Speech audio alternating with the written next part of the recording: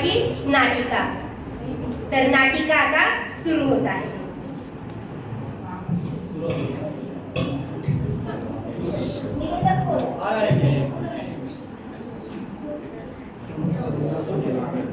नमस्कार, माझे नाव विघ्नेश सचिन यादव. सकाळी उगवणाऱ्या सूर्याप्रमाणे सत्य आणि भक्ती कधीही हरत नाही. आज आपण ऐकणार आहोत अशी कथा, भक्ती, अहंकार आणि परमेश्वराच्या न्यायाची. अत्यंत प्राचीन काळी सत्ययुगात हिरण्यकशिपू नावाचा असुरराज होता. तो फार बलवान, पराक्रमी आणि अहंकारी होता. त्याने देवांना जिंकून टाकले आणि स्वतःला देव घोषित केले.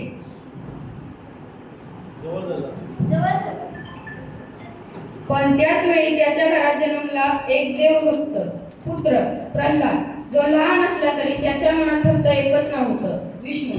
ही कथा आहे त्या भक्त प्रल्हादाची आणि त्या काळाच्या अंतिम न्यायाची, जेव्हा विष्णू स्वतः नरसिंह रूपात प्रकट झाले.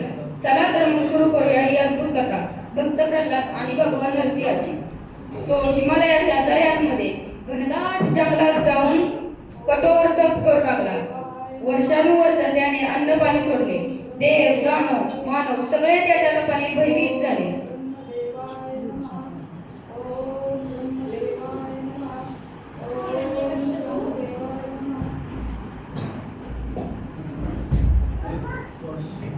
मी तुझ्या तपाने प्रसन्न झालो आहे. माग कोणताही एक वर माग. सगळ्यांना सूचना आहे, माईक हातात घेतल्याशिवाय बोलू नका, नाहीतर मग कोणाला समजणार नाही. देवादी देवा ब्रह्मदेवा, मला असा वर द्या की मी अमर होऊ दे. हिरण्यकशिपू जो या भूतलावर जन्माला येतो त्याचा मृत्यू निश्चित असतो. वरदान माझ्या शक्तीच्या बाहेर आहे. माग दुसरा कोणताही एक वर. तर मला असा वर द्या की माझा मृत्यू आत नको, बाहेर नको, वर नको, खाली नको, दिवसा नको, रात्री नको, माणसाकडून नको, पशुकडून नको, अस्त्राने नको, शस्त्राने नको. तथास्तु. तू जसा वर मागितला आहेस तसा मी देतो. पण इतके लक्षात ठेव की अहंकारामुळे मनुष्याचा विनाश होतो. आता मला कोणच मारू शकत नाही. मीच सर्वांचा देव. असं म्हणत हिरण्यकशिपूने देवांवर अत्याचार सुरू केले आणि त्याच वेळी त्याच्या घरात जन्मला तो बालक, जो या अन्यायाचा अंत करणार होता, भक्त प्रल्हाद.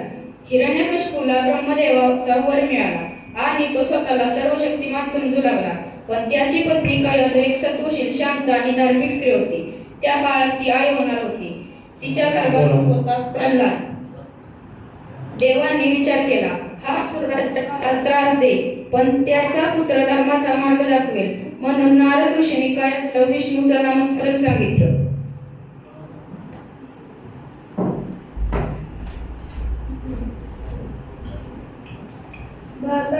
लक्षात ठेव, आपल्या पित्याचे नाव घे. हिरण्यकशिपूच या जगाचा देव आहे. गुरुजी, देव तर एकच, भगवान विष्णू हे सृष्टीचे रक्षक आहेत. अरे हे काय बोलतोयस तू? हे काय बोलतोयस तू? तुझ्या पित्याला कळले तर पिता रागवेल.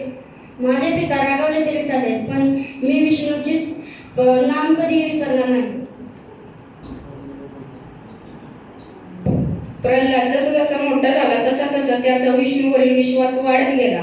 पण हिरण्यकशिपूच्या मनात मात्र असूया आणि संताप वाढू लागला.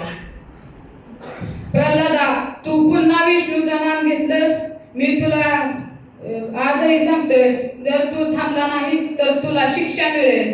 पिताश्री, माझं शरीर तुमचं असू शकेल, पण मी विष्णूचं नाम कधीही विसरणार नाही. सैनिकांनो, जाळ्याला दरेच्या कडेवरून फेकून द्या.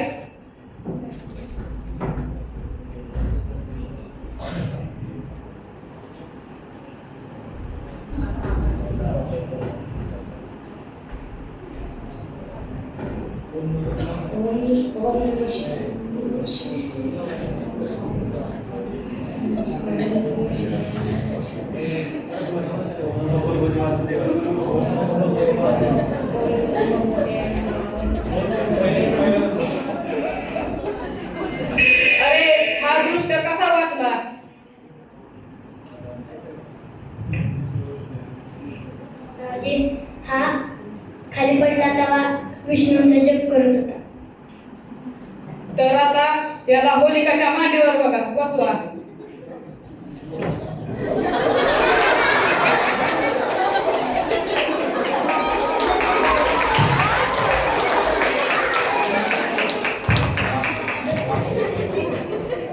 ओम नमो भगवते नमः. ओम नमो भगवते.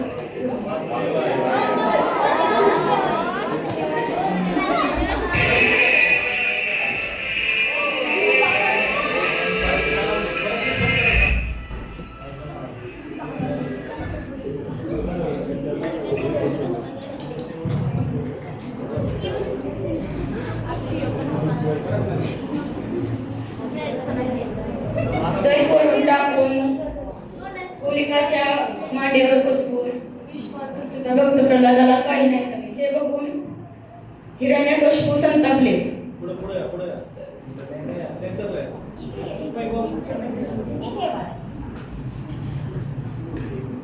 आता ह्याला विष टाकून पाजा.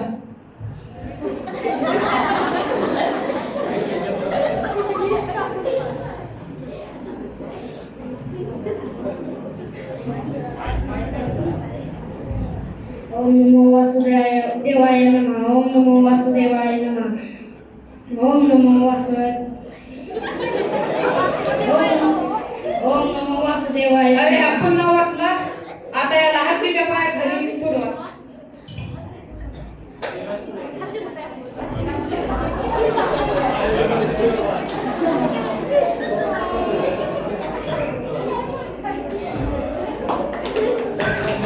ओम नमो वासुदेवाय नमः. ओम नमो वासुदेवाय नमः.